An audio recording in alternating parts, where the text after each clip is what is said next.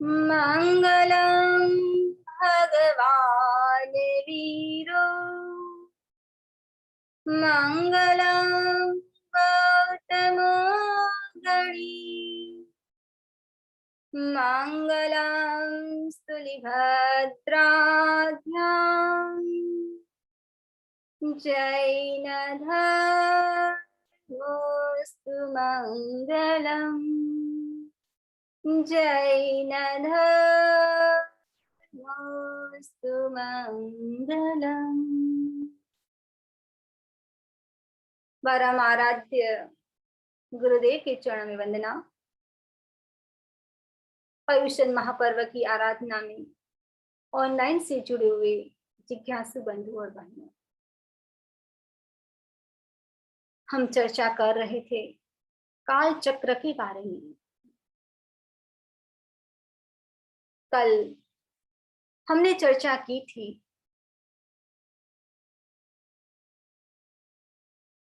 भरत, जिसको 3 सूचनाएं मिलती है कि आयुधशाला में चक्र रत्न उत्पन्न हुआ है। दूसरी सूचना मिली कि पुत्र का जन्म हुआ है, और तीसरी सूचना मिली थी कि भगवान ऋषभ को केवल ज्ञान की प्राप्ति हुई है। और भरत मरुदेवा के साथ हाथी के ऊपर बैठकर जाते हैं, और महोत्सव मनाने के लिए, सबसे पहला केवल ज्ञान का महोत्सव मनाने के लिए, जैसे ही हाथी के ऊपर बैठकर जाते हैं, साथ में मरुदेवा माता भी थी। मरुदेवा माता चिंतन कर रही थी, मैं ऋषभ के पास जाऊंगी और पूछूंगी, सुख दुख की बातें पूछूंगी। पर दूर से जैसे ही देखा कि ऋषभ तो एकदम सुखी है। अब लगता है कि सुख तो सब कुछ छोड़ने में है। उत्कृष्ट भाव की श्रेणी बढ़ती है, और मरुदेवा माता 14वें गुणस्थान में सेलेसी अवस्था में पहुंच जाते हैं।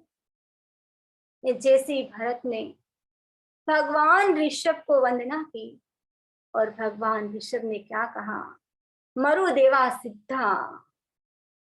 हम सब जान सकते हैं कि मरुदेवा माता हाथी के ऊपर बैठे बैठे ही भद्रासन में सिद्ध हो गई, और इस अवसर पर काल की सबसे पहली सिद्ध मरुदेवा माता है।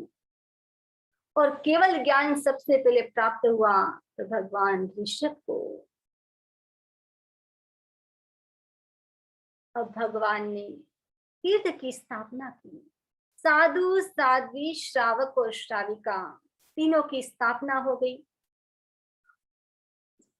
चारों की स्थापना हो गई, साधु साध्वी श्रावक और श्राविका। और 4 तीर्थ की स्थापना होने के बाद ही तीर्थंकर कहलाते हैं। अब भरत क्या करते हैं, वह 6 खंड को जीतने के लिए निकलते हैं, दिग्विजय के लिए। दिग्विजय करके लौटते हैं, और पता चला कि जो चक्र रत्न है वो गेट के अंदर प्रवेश नहीं कर रहा है।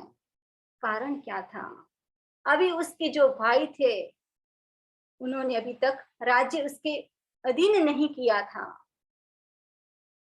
तब भरत ने अपने दूत को भेजा और कहा कि भरत की अधीनता स्वीकार करे।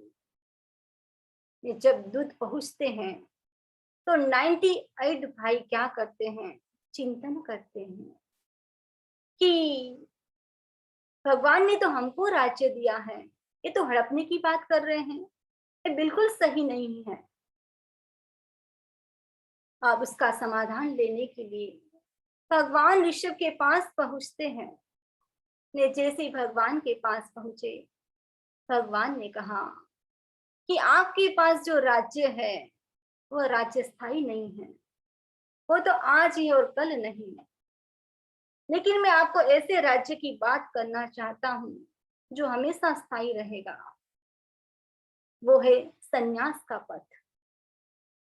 और भगवान के उद्देश्य से 98 भरत के भाई भगवान के पास दीक्षित हो जाते हैं। जब दूत बाहुबली के पास पहुंचता है, तब बाहुबली ने क्या कहा कि जैसे 98 भाइयों ने स्वयं जीवन अंगीकार करके राज्य भरत को सौंप दिया, वैसे मैं सौंपने वाला नहीं हूं। मेरे पास भी बाहुबल है। भले भरत मुझसे बड़ा है, बड़ा होने के कारण मैं उसको प्रणाम जरूर करूंगा, लेकिन मैं अपना राज्य नहीं दूंगा। अब क्या होता है, युद्ध की तैयारी शुरू हो जाती है। और युद्ध में भरत तक्षशिला पर युद्ध करना शुरू कर देते हैं। आमने सामने युद्ध की तैयारी। और युद्ध में भी बहुत सारी जनहानि होती है। और जैसी जनहानि हुई, तब सोचा गया कि अब क्या किया जाए। अब निर्णय लिया गया कि युद्ध तो भरत और बाहुबली के बीच हो रहा है, तो दोनों के बीच में युद्ध होना चाहिए। और दोनों के बीच में युद्ध होता है। 5 प्रकार का युद्ध हुआ। दृष्टि युद्ध, वाक युद्ध, मुष्टि युद्ध, दंड युद्ध और जल युद्ध। दृष्टि युद्ध हुआ। और दृष्टि युद्ध में किसकी विजय होती है? बाहुबली की विजय होती है। और उसके बाद वाक युद्ध शुरू हो गया। आमने सामने बोलना शुरू हो गया। उसमें भी किसकी विजय हुई? उसमें भी बाहुबली की विजय होती है। उसके बाद मल्ल युद्ध शुरू हो गया। आमने सामने हाथ से लड़ना शुरू कर दिया। और बाहुबली ने तो भरत को दोनों हाथों से ऊपर उठा लिया। उसमें भी बाहुबली की विजय हुई। आगे देखे तो दंड युद्ध शुरू हो गया।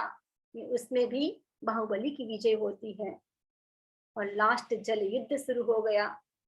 उसमें भी बाहुबली विजय हो जाते हैं। अब भरत को गुस्सा आता है। सब में विजय बाहुबली की। और भरत के पास क्या था? सुदर्शन चक्र,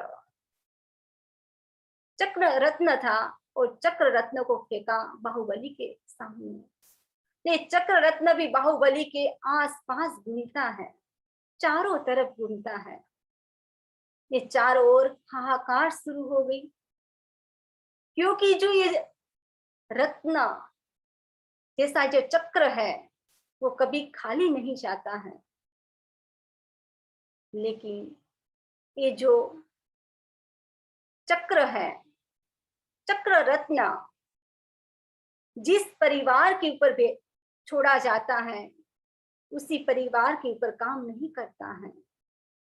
ये जो चरम शरीरी होते हैं, चरम शरीरी यानी उसी भव में मोक्ष जाने वाले, उसके सामने ये रत्न, चक्र रत्न भी काम नहीं करता है। बाहुबली को गुस्सा आता है, रुष्ट हो जाते हैं। एक मुट्ठी को ऊपर उठाते हैं और भरत के सामने प्रहार करने के लिए सोचते हैं। लेकिन सब लोगों ने कहा कि जो सामर्थ्यवान होता है, ये वो क्षमा करता है, वो बलवान माना जाता है, वो क्षमाक्षुर माना जाता है। बाहुबली ने सोचा कि ये तो अच्छा नहीं होगा कि मैंने हाथ उठाया ने हाथ खाली जाए, ये तो कभी संभव नहीं हो सकता। तब बाहुबली ने क्या किया? पंचमुष्टि लोच किया और चल पड़े जंगल की ओर। जंगल में देखे ध्यान में खड़े हैं। मन में सोचा कि मैं भगवान ऋषभ के पास जाऊंगा और मेरे से जो छोटे भाई है उसको प्रणाम करना पड़ेगा। 1 साल तक कायस्थ मुद्रा में खड़े हैं, ना तो भोजन लिया ना पानी लिया, फिर भी केवल ज्ञान की प्राप्ति नहीं हो रही है। क्या बात है। जब भगवान ऋषभ ने ये सब बात जानी तो ब्राह्मी और सुंदरी को भेजा। ब्राह्मी और सुंदरी वहां पर पहुंचती है और कहा, भैया हमारा गज तक ही उतरो। गज मीन्स क्या? गज का मतलब है कि अहंकार। जब ये बात बाहुबली ने सुनी, ने पैर आगे बढ़ते हैं। बस पैर आगे बढ़ने की देरी थी और बाहुबली को केवल ज्ञान की प्राप्ति हो जाती है। भरत चक्रवर्ती वो भी घर में तो है, लेकिन अपने भाइयों को छोड़ने के बाद वो भी खुश नहीं है। उसके पास साम्राज्य है फिर भी खुश नहीं है। और भरत चक्रवर्ती अनित्य की अनुप्रेक्षा करते हैं। अनित्य की अनुप्रेक्षा करते करते भरत चक्रवर्ती को भी अरिसा भवन में केवल ज्ञान की प्राप्ति हो जाती है। अब भगवान ऋषभ बहुत लंबा विहार करते हैं, जन जन का उद्धार करते हुए जब अंतिम समय में क्या करते हैं, 10,000 साधुओं के साथ कैलाश पर्वत पर पहुंच जाते हैं।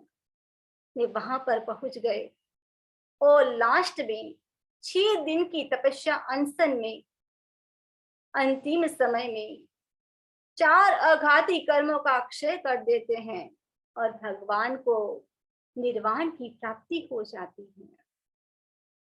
हम देखें तीसरे आरे में 15 कुलकर हुए, एक तीर्थंकर, एक चक्रवर्ती और मोक्ष जाने वाले 60,000 व्यक्ति मोक्ष गए।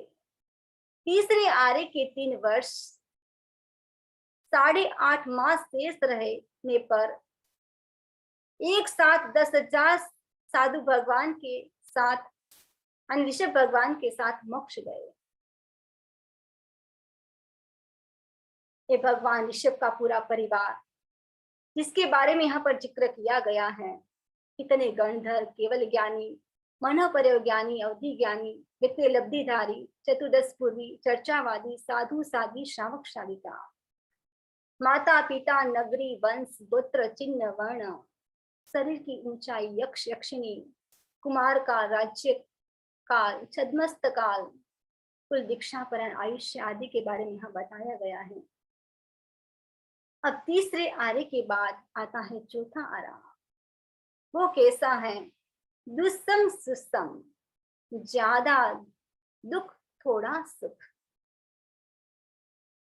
और उसमें समय अवधि कितनी है? 1 करोड़ा करोड़ी सागरोपम में 42,000 साल कम। आयुष्य 1 पूर्व करोड़ साल। ऊंचाई कितनी? 500 धनुष्य। इतनी लंबाई। पसलियों की संख्या 32।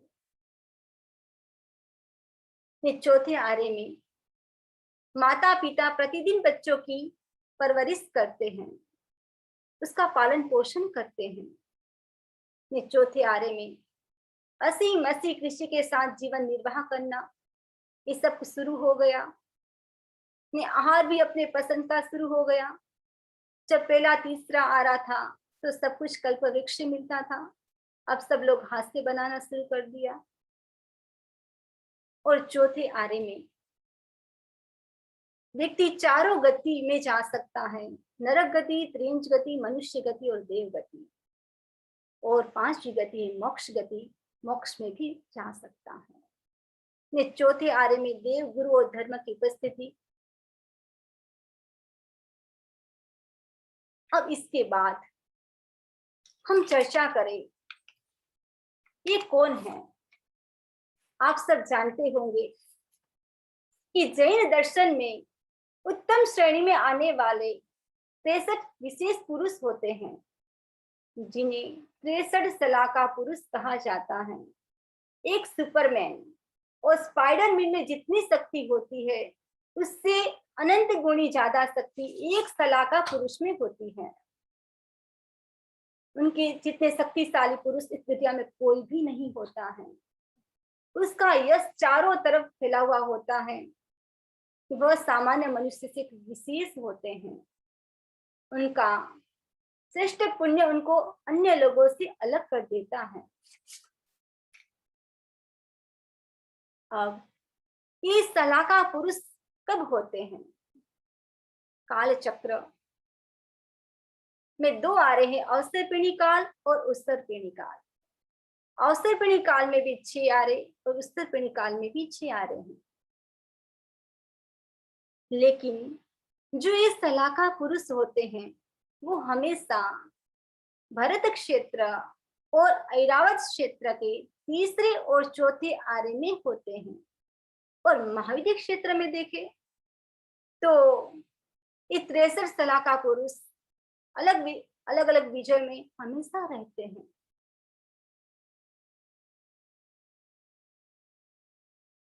त्रेसठ सलाहकार पुरुष में 24 है तीर्थंकर, 12 है चक्रवर्ती, 9 है वासुदेव, 9 है प्रति वासुदेव और 9 है बलदेव। 24 तीर्थंकर प्लस 12 चक्रवर्ती कितने हुए? 36। उसके बाद है 9 वासुदेव, कितने हो गए? 45। उसके बाद है 9 प्रति वासुदेव, कितने हो गए? 54। और उसके बाद है 9 बलदेव, कितने हो गए? 63। सबसे पहले हम 63 सलाहकार पुरुष में 24 तीर्थंकर के बारे में चर्चा करें। सबसे पहले मैं आपको बताना चाहती हूँ कि भगवान ऋषभ, उसका यहाँ पर चिन्ह बताया गया है। माता पिता के नाम, उनकी आयु, उनका कलर, कितने श्रावक कितने श्राविका, साधु साधियों की संख्या यहाँ पर बताई गई है। सब तीर्थंकर के बारे में यहाँ हम चर्चा करेंगे। तो सबसे पहला प्रश्न है कि तीर्थंकर कौन से आर्य में जन्म लेते हैं? तो तीर्थंकर हमेशा तीसरे और चौथे आर्य में ही जन्म लेते हैं। तीर्थंकर किसको कहते हैं? तीर्थंकर उसको कहते हैं जो तीर्थ की स्थापना करते हैं। साधु साध्वी श्रावक और श्राविका जो तीर्थ की स्थापना करते हैं, इसको तीर्थंकर कहते हैं। तीर्थंकर नाम कर्म का बंधन कब होता है? तो तीर्थंकर नाम कर्म का बंधन अभी तीर्थंकर है उससे पूर्व तीसरे भाव में। जैसे भगवान महावीर स्वामी 27वें भाव में है, तो 25वें भाव में तीर्थंकर गोत्र का बंध हो जाता है। तीर्थंकर गोत्र बंधन के कितने कारण बताए गए हैं? तो तीर्थंकर गोत्र बंधन के 20 कारण बताए गए हैं।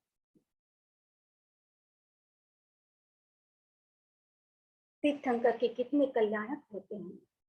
तो तीर्थंकर के 5 कल्याणक होते हैं। चैवन कल्याणक, जन्म कल्याणक, दीक्षा कल्याणक, केवल ज्ञान कल्याणक और निर्वाण कल्याणक। तीर्थंकर कौन सी गति से आते हैं? तो हमेशा तीर्थंकर देव गति या नरक गति से ही आते हैं। तीर्थंकर की माता कितने स्वप्न देखती है? तो तीर्थंकर की माता हमेशा 14 स्वप्न देखती है और दिगंबर परंपरा मानती है 16 स्वप्न। तीर्थंकर का जन्म कब होता है? तो प्राय मध्य रात्रि में तीर्थंकर का जन्म होता है। तीर्थंकर के जन्म कल्याणक को कौन सेलिब्रेट करता है? तो तीर्थंकर का जन्म कल्याणक 64 इंद्र, हजारों देव और फैमिली वाले और नगर जन क्या करते हैं, भगवान का जन्मोत्सव मनाते हैं। ये जन्मोत्सव को भी जन्म कल्याणक कहा जाता है।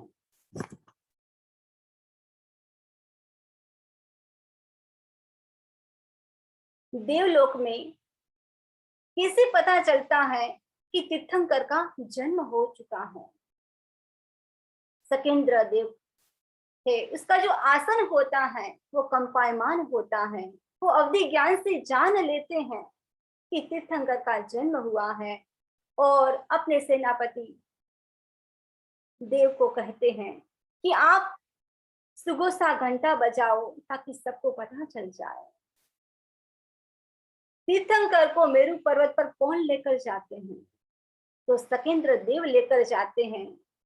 ये वो भी क्या करते हैं, सबसे पहले तीर्थंकर की माता के पास पहुंचते हैं, उसका एक प्रतिरूप बनाते हैं, ने माता को योग निद्रा में सुला देते हैं। नहीं, सकेंद्र देवी अपने 5 रूप धारण करते हैं। तो सबसे पहले एक इंद्र क्या करते हैं, अपनी गोदी में भगवान को बिठाते हैं। 2 इंद्र दोनों साइड चामर डुलाते हैं। एक इंद्र छत्र धारण करता है और एक इंद्र क्या करता है, वज्र को आगे आगे आगे लेकर चलता है। तीर्थंकर के कितने अतिशय होते हैं? तो तीर्थंकर के 34 अतिशय होते हैं और 35 वचनातिशय होते हैं। तीर्थंकर किसके साथ खेलते हैं? तो तीर्थंकर हमेशा जो मनुष्य बालक होते हैं और देव जो अपना रूप बदल कर आते हैं उसके साथ भी खेलते हैं। तीर्थंकर को जन्म के साथ कितने ज्ञान होते हैं? तो तीर्थंकर को जन्म के साथ ही 3 ज्ञान होते हैं, मति ज्ञान, शुद्ध ज्ञान और अवधि ज्ञान। तीर्थंकर दीक्षा से पहले क्या करते हैं? तो तीर्थंकर दीक्षा से पहले क्या करते हैं, वर्षिदान देते हैं। अब वर्षिदान कौन से समय में देते हैं? तो तीर्थंकर हमेशा वर्षिदान जब सूर्योदय होता है उसी समय वर्षिदान देना शुरू कर देते हैं, यानी 1 प्रहर तक वर्षिदान देते हैं। दिन का 1/4 भाग तीर्थंकर प्रतिदिन कितना दान करते हैं? तो 1 करोड़ 8 लाख सोना मोहर का दान करते हैं। तीर्थंकर को मनः प्रज्ञान कब प्राप्त होता है? तो तीर्थंकर को मनः प्रज्ञान दीक्षा लेने के बाद प्राप्त हो जाता है। तीर्थंकर को दीक्षा कौन देते हैं? तो तीर्थंकर को दीक्षा कोई नहीं देते हैं, स्वयं दीक्षा लेते हैं। सिद्ध भगवान की साक्षी स्वयं दीक्षा लेते हैं और विशाल परिषद के बीच में प्रतिज्ञा करते हैं, सब्बम में अकनिजम पावम कमम, अब से मेरे लिए सब पाप कर्म अकरणीय है। और तीर्थंकर उद्यान में पहुंचकर क्या करते हैं? तो सबसे पहले जो अलंकार पहने हुए हैं उसको उतारते हैं और पंचमुष्टि लोच करते हैं। उसके केस का क्या होता है? तो सकेंद्र देव वस्त्रों जो वस्त्र है उसमें धारण करते हैं और केस को क्षीर समुद्र में अर्पण कर देते हैं। महाविद्य क्षेत्र में हमेशा तीर्थंकर होते हैं, भरत और ऐरावत क्षेत्र में हमेशा तीर्थंकर नहीं होते हैं।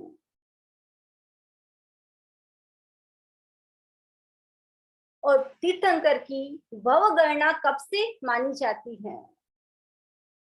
भव की गणना जब सम्यक्त्व की प्राप्ति होती है तब से उनके भव की गणना मानी जाती है। तीर्थंकर का पाणा होता है तब क्या होता है? पंच दिव्यों की बारिश होती है, वर्षा होती है, सुवर्ण की वृष्टि, वस्त्रों की वृष्टि, अचित फूलों की वृष्टि, देव दुदुम्बी, और आकाश में अहोदानम, अहोदानम से पूरा आकाश गुंजायमान हो जाता है। लेकिन जब पंच कल्याणक होता है तब क्या होता है? नरक में भी क्षण भर के लिए क्या हो जाता है? सुख की अनुभूति होती है।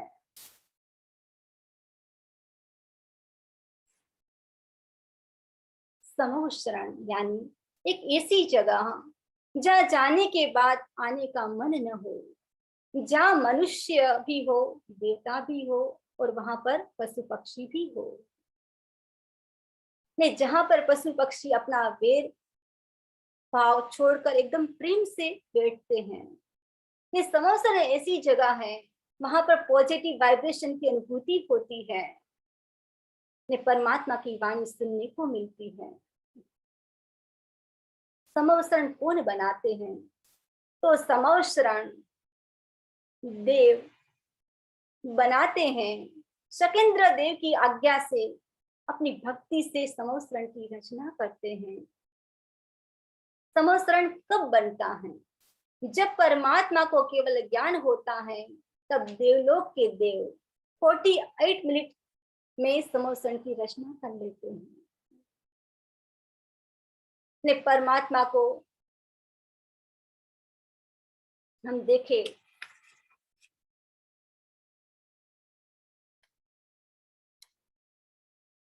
केवल ज्ञान हुआ, उसकी जानकारी देवों को कैसे होती है? तो देवों को इस प्रकार होती कि शकेंद्र देव के द्वारा पता चल जाता है, क्योंकि उनके पास अवधि ज्ञान होता है, और अवधि ज्ञान के द्वारा पता चल जाता है कि भगवान को केवल ज्ञान हुआ है। परमात्मा को केवल ज्ञान होता है तब क्या होता है? जब परमात्मा को केवल ज्ञान होता है, तब तीनों लोक में प्रकाश हो जाता है और सुख का अनुभव होता है। समोसरण कहाँ बनाते हैं? तो हमेशा जहां भगवान जिस नगर में विराजमान होते हैं, और देवता क्या करते हैं? पूर्व दिशा में समोसरण की रचना करते हैं। समोसरण कौन बनाता है? तो इंद्र की आज्ञा से अनेक देव मिलकर समोसरण का निर्माण करते हैं। तो जो स्थान है, तो सबसे पहले वायु कुमार देव क्या करते हैं? 12 किलोमीटर का विस्तार जो है, उस स्थान को साफ करते हैं। फिर उसके बाद जो भी रचकर उड़े हैं, तो मेघ कुमार देव क्या करते हैं? सुगंधित वर्षा करते हैं।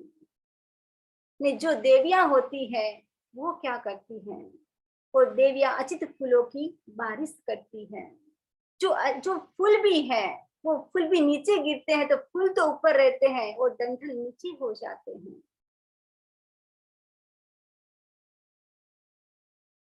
समर्पण की रचना कैसी होती है, तो इसके बारे में हम जानेंगे। जो समोसरण है, समोसरण में 3 गढ़ होते हैं। में वहां बीच में एक अशोक वृक्ष है। नीचे भगवान का चौमुखी सिंहासन होता है। ये भगवान हमेशा पूर्व दिशा की ओर मुख करते हैं। ये 3 प्रकार में सबसे जो पहला है, पहला गढ़ चांदी का होता है। यह पार्किंग जोन है। या देवी देवता के विमान एवं राजा रानी की पालकी या उनकी सवारी, यानी हाथी घोड़े के रथ इत्यादि को ठहरने के लिए जगह बनाई जाती है। तो यहाँ सब प्रकार के वाहन यहाँ पर रहते हैं।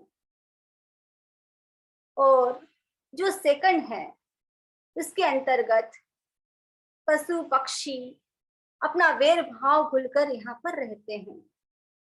और तीसरा जो है गढ़, वहां पर कौन रहते हैं?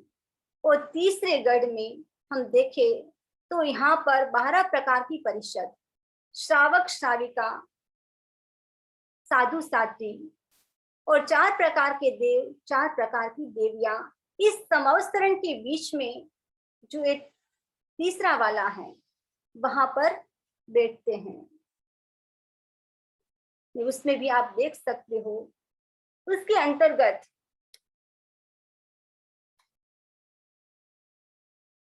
उसमें भी अलग अलग स्थान हैं। दक्षिण पूर्व में सबसे पहले तो कौन बैठते हैं? साधु, फिर वैमानिक देवियां, फिर साध्वियां, फिर दक्षिण पश्चिम में भवनपति देव, फिर ज्योतिष देव, फिर वंतर देवों की देवियां। उत्तर पश्चिम में उसमें भी पहले भवनपति देव, फिर ज्योतिष देव, फिर वेंतर देव ने पूर्व, उत्तर और पूर्व में पहले वैमानिक देव, फिर मनुष्य, फिर स्त्रियां बैठती हैं। अब इसमें भी आप देख सकते हो कि जो साधु जहां बैठते हैं वहां पर भी साधु में भी सबसे पहले कौन बैठते? गंधर्व। और गंधर्व के बाद कौन बैठते हैं? क्रमशः केवली, मन प्रज्ञानी, अवधि ज्ञानी, 14 पूर्वी, रिद्धि संपन्न मुनि तथा अन्य सब मुनि बैठते हैं। उसके पीछे वैमानिक देव और साधना बैठती हैं। इस प्रकार उसका पूरा क्रम बताया गया है इसके अंतर्गत। और दूसरे में सब पशु पक्षी एनिमल्स होते हैं, और थर्ड में सब जो भी व्हीकल्स से वो रखे जाते हैं। ये पूरा यहाँ पर बताया गया है। जब संवत्सरण में भगवान का आगमन होता है तो भगवान क्या करते हैं? नमो तीर्थस्य, ये सबसे पहले तीर्थ को वंदना करते हैं, ये फिर पूर्वाभिमुख होकर बैठते हैं। अब जहाँ भगवान विराजते हैं पूर्वाभिमुख, तो देवता लोग क्या करते हैं? 3 और दिशाओं में भगवान का प्रतिरूप बना देते हैं। ये सबको ऐसा लगता है कि भगवान तो हमको ही देख रहे हैं। जो भगवान की जो वाणी होती है वो कौन सी भाषा में होती है? वो अर्धमागधी भाषा में होती है। ये सब जीव भगवान की वाणी सुनते हैं और अपनी अपनी भाषा में समझ लेते हैं। जो गणधर होते हैं भगवान की जो वाणी सुनते हैं और वो क्या करते हैं? आगमों की रचना करते हैं। अनेक संवत्सरण में क्योंकि तीर्थ की स्थापना होती है, साधु भी बनते हैं, साध्वियां भी बनती है, और कुछ श्रावक 12 व्रती भी बन जाते हैं। जो देवी देवताओं जो है उसकी जो धर्म के प्रति जो श्रद्धा है वो दृढ़ बन जाती है। ने पशु पक्षी भी क्या करते हैं? धर्म को अंगीकार करते हैं। जब ये संवत्सरण की हम चर्चा कर रहे हैं, जब बच्चे हो या बड़े हो एम्यूजमेंट पार्क में जाते हैं, डिज्नी वर्ल्ड में जाते हैं, मॉल में जाते हो, तब आप कितने खुश होते हो, कितना आपको आकर्षक लगता है वो स्थान। तो प्रश्न हो सकता है कि भगवान का संवत्सरण तो इतना सुंदर है, बहुत सुंदर। जो पहला परकोटा है वो तो रत्नों से बना हुआ है, जो सेकंड परकोटा है वो तो सोने से बना हुआ है, और तीसरा परकोटा है वो चांदी से बना हुआ है। तो क्या भगवान उसके प्रति आकर्षित होते हैं? नहीं, बिल्कुल नहीं होते हैं। भगवान तो क्या करते हैं? लोगों को देशना देते हैं। भगवान देशना देकर लोगों का उद्धार करते हैं। जब आप डिपार्टमेंटल स्टोर या मॉल पर जाते हो, वहां पर आपको जैसी वस्तु चाहिए उस प्रकार की वस्तु आपको उपलब्ध हो जाती है। वैसे ही देवलोक में भी क्या होता है? पुत्रिकापन नाम की एक बहुत बड़ी दुकान होती है। ने वहां तीनों लोगों की हर प्रकार की सामग्री उपलब्ध होती है।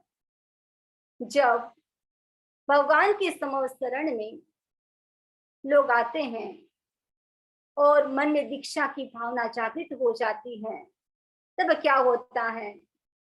जो पुत्रिकापन देवलोक में जो बड़ी दुकान है, वहां से क्षण भर में हजारों तो ओघे और पात्र क्षण भर में उपलब्ध हो जाते हैं। 8 प्रातिहार्य बताए गए हैं भगवान के।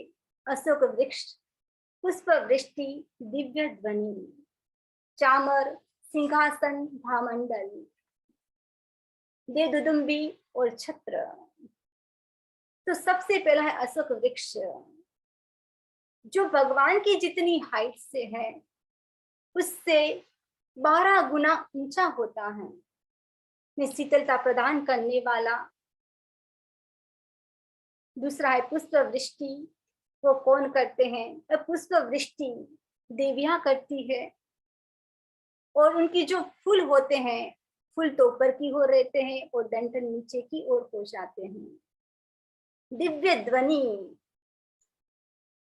प्रभु की देशना मालकोस राग में होती है, और जैसे वीणा आदि का स्वर कितना प्रिय लगता है, वैसी ध्वनि होती है चामर। देवता के द्वारा चामर डुलाए जाते हैं, परमात्मा की भक्ति होती है। सिंहासन, इस सिंहासन भी कैसा होता है, स्फटिक का बना हुआ सिंहासन होता है। और भामंडल, ये भामंडल भी कैसा है, भगवान के पीछे रहता है। ये जो सूर्य होता है, अनंत सूर्यों से भी ज्यादा प्रकाश देने वाला और 10 दिशाओं को प्रकाशित करने वाला होता है। देवदुदुम्बी, देवदुदुम्बी बजती है। और लास्ट है छत्र। ये छत्र भी किसके प्रतीक है? ये छत्र भी 3 लोक के प्रतीक है। कहने का मतलब है कि भगवान आप 3 लोक के नाथ हो। तो आज हमने 63 सलाका पुरुष में हम देखे तो सबसे पहले जो तीर्थंकर हैं, और तीर्थंकर की समर्थन की रचना कैसे होते हैं, कैसे हुई, और भगवान के कितने